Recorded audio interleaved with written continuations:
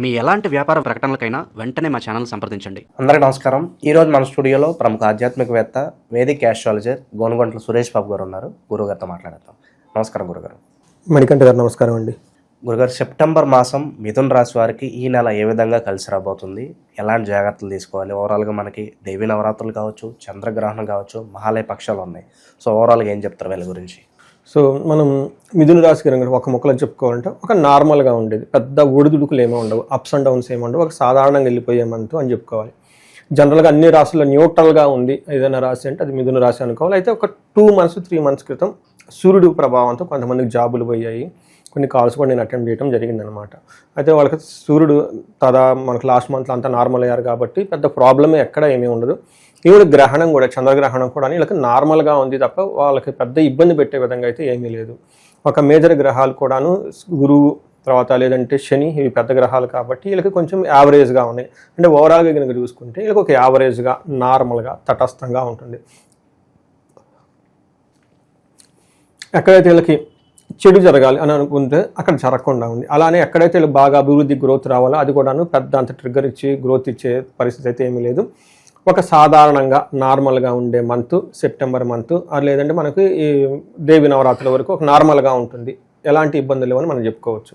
మనం డీటెయిల్స్ కనుక చూసుకున్నాం అనుకోండి, ఇందులో మిథున రాశి చూస్తే మృగశిర 3-4 పాదాలు, ఆరుద్ర 1-2-3-4 పాదాలు, పునర్వసు 1-2-3 పాదాలు అంతా మిథున రాశిలో ఉంటాయి. మనం వీళ్ళకి పేరు బలం కనుక చూసుకుంటే కా, కీ, కు, ఖం, జ్ఞ, చ, కే, కో, హ అన్న లెటర్స్ అంతా మనకి మిథున రాశిలో ఉంటారు. మన గ్రహాలు కనుక చూసుకున్నాం అనుకోండి, మిథున రాశిలోకి ఫస్ట్ ఎవరు ఎంటర్ అవుతున్నారంటే శుక్రుడు ఎంటర్ అవుతున్నాడు అండి. ఈయన 17వ తారీఖు ఎంటర్ అవుతున్నారు. 15వ తారీఖు 2 గ్రహాలు మారుతున్నాయి. ఒకటి సూర్యుడు, రెండోది బుధుడు మారుతున్నారు. ఇది 15వ తారీఖు మారుతూ ఉన్నారండి. ఈ 2 గ్రహాలు కన్ని రాశిలోకి వెళ్తున్నాయి. తులారాశిలోకి కుజుడు వెళ్తూ ఉన్నారండి. ఈయన 13వ తారీఖు వెళ్తున్నారు. అంటే మనకి మంత్ మధ్యలో 4 గ్రహాలు మారుతున్నాయి. ఇవి కూడా ఎక్కువ గ్రహాలు తటస్థంగా ఉన్నాయి. సూర్యుడు కూడా పెద్ద ఇబ్బంది పెట్టే పొజిషన్లో ఉన్నాడు. మిగతా గ్రహాలు కూడాను ఒక నార్మల్గా ఉన్నాయని చెప్పుకోవాలి. మనకి సూక్ష్మ గోచారం, లఘు గోచారం ప్రకారం చూస్తే వీళ్ళకి సూర్యుడు ఫస్ట్ 15 days ధన ప్రవాహాన్ని ఇస్తూ ఉంటారు. అయితే ఎక్కువగా ధనం రాదని చెప్పుకోవాలి. అలానే 15th తర్వాత వీళ్ళ చుట్టూ అవమానాలు జరిగే అవకాశం ఎక్కువగా ఉంటుంది.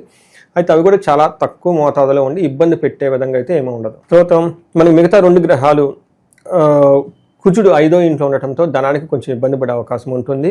మిగతా 2 గ్రహాలు బుధుడు, శుక్రుడు మంచి పొజిషన్లో ఉండి ధనం వచ్చే అవకాశం ఎక్కువగా ఉంటుంది. అయితే అంత ధనం రాకపోవచ్చు. మనం కామన్గా కనుక చూసుకుంటే ఒక నార్మల్గా ఉందని మనం చెప్పుకోవాలి.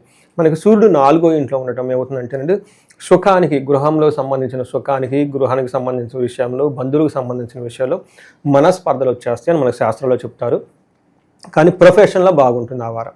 మనకి శాస్త్రాలు ఏం చెప్తారంటే అంతఃక్లేశ గృహ ఛిద్రం సౌఖ్యం హాని భోజనం భోజనం ప్రయాణే విఘ్నే మాప్నోతి చతుర్థతి రవి సంయుతే అని చెప్తారు. అంటే 4వ ఇంట్లో కనుక రవి ఉంటే ఒకటి ఇంటర్నల్గా ఏదో ఒక బాధ ఉండే అవకాశం ఎక్కువగా ఉంటుంది. ఇంటికి సంబంధించిన వ్యవహారాల్లో ఏదో ఒక గొడవలు వచ్చే అవకాశం ఉంటుంది.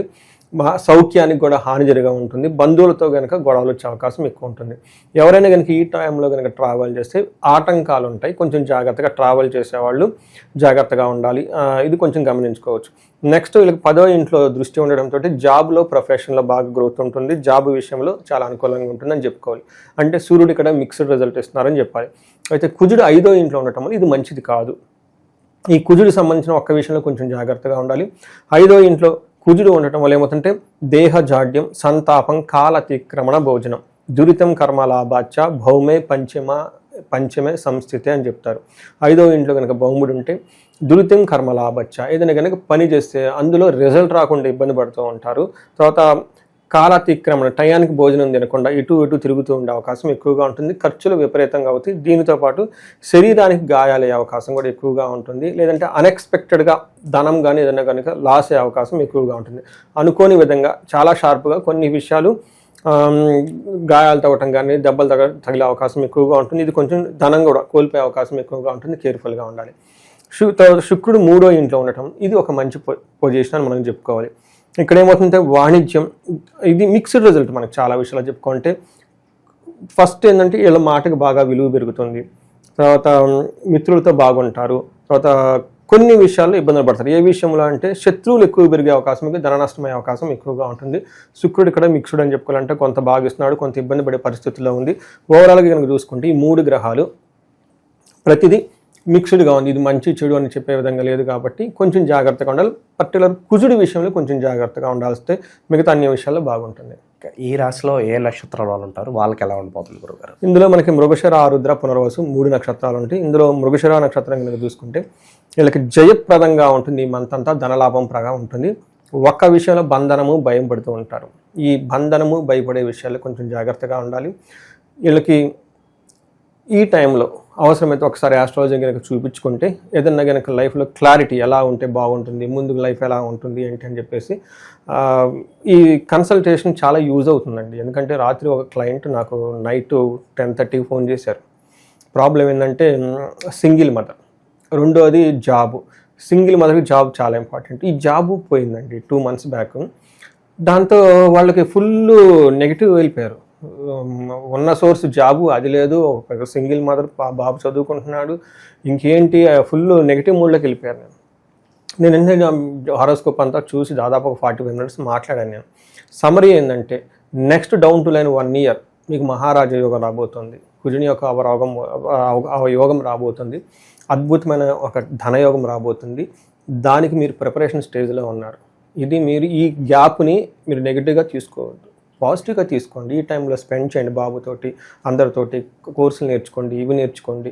ఎందుకంటే నెక్స్ట్ బిగ్ రాబోతుంది. ఆ టైంలో మీరు ఇంకా బిజీ అయిపోతారు, పెద్ద పొజిషన్కి వెళ్ళిపోతారు అని నేను చాలా ఎవిడెన్స్ అంతా ఇవి చెప్తే చాలా హ్యాపీ ఫీల్ అయ్యారు అనమాట. చూడండి, కన్సల్టేషన్ ఎందుకు కావాలంటే ఇందుకేనండి, ఒక మోటివేషన్ కోసం.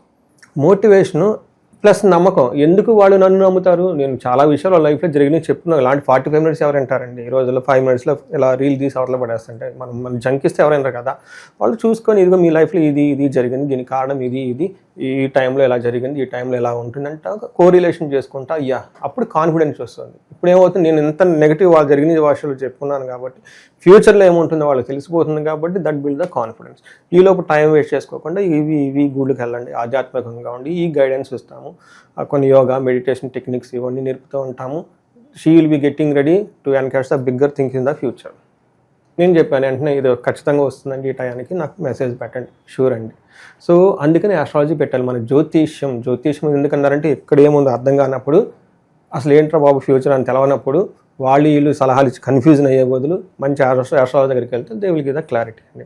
అందుకని ఇక్కడ బంధనం అని ఎక్కడైతే అనిపించిందో ఆ టైంలో వీళ్ళకి ఖచ్చితంగా ఒక గైడెన్స్ అయితే కావాలి. ఆస్ట్రాలజీ లేదంటే సబ్జెక్ట్ మ్యాటర్ ఎక్స్పర్ట్ తెలిసిన వాళ్ళు ఎవరినో ఒకరిని అడిగి చూపించుకొని వెళ్ళిపోవాలన్నమాట. సో ఆరుద్ర నక్షత్రం వాళ్ళకి జయము, ధనలాభం.